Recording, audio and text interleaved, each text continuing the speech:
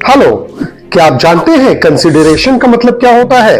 Consideration एक legal term है जिसको लैटिन भाषा में क्विड प्रो क्यो भी कहा जाता है, जिसका सिंपल मतलब होता है समथिंग इन रिटर्न।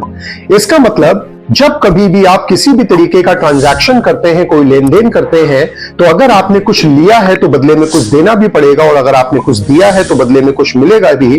तो ये जो लेन देन होता है इसी को कंसिडरेशन कहा जाता है।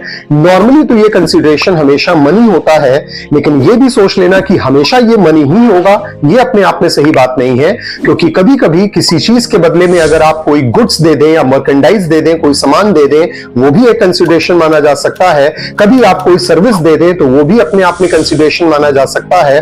और अगर आप किसी चीज के लिए वादा कर दें तो एक वादा भी, एक प्रॉमिस भी अपने आप में कंसिडरेशन हो सकता है। पहले जमाने में बार्टर सिस्टम हुआ करता था, जहां पे सामान के बदले सामान का लेन देन होता था या सर्विस के बदले सर्विस का लेन देन होता था, तो वो भी अपने आप में कंसिडरेशन माना जा सकता है।